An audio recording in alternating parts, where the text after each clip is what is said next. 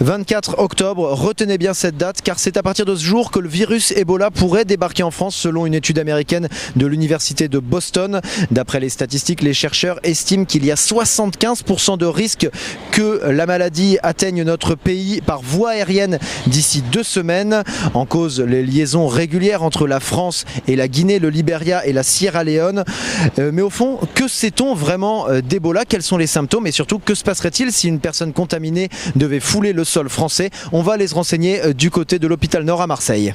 Concrètement, le virus Ebola, qu'est-ce que c'est?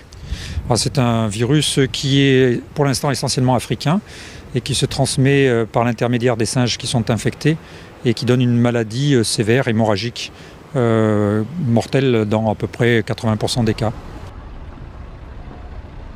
En général, ça commence par des symptômes un peu comme la grippe, et puis très rapidement des vomissements, des diarrhées importantes, et puis sur la fin des saignements. Alors il y a une prise en charge qui est mise en place depuis longtemps, qui est basée sur ce qu'on appelle le plan Biotox. Donc les gens qui rentrent de ces pays où il y a l'épidémie et qui ont ces symptômes, et notamment de la fièvre, dans les 21 jours après leur retour, doivent contacter immédiatement le 15, donc le SAMU 15, qui prendra en charge, qui fera l'interrogatoire et qui prendra en charge le patient directement.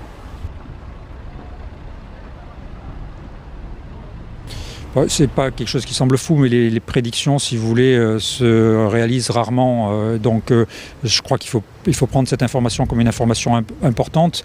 Quant à l'importance du nombre de cas, je crois qu'il faut rester quand même relativement calme.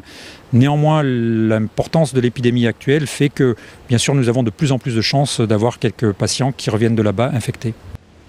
Apparemment, d'après le professeur Brouki, il n'y a pas à s'inquiéter. Alors oui, peut-être que certains cas d'Ebola pourraient être détectés en France, mais de là à parler d'épidémie, il y a quand même un gouffre. D'autant que la France a nettement réduit le nombre de vols entre l'Afrique de l'Ouest et la France, qui vient quand même nuancer les résultats de l'étude américaine.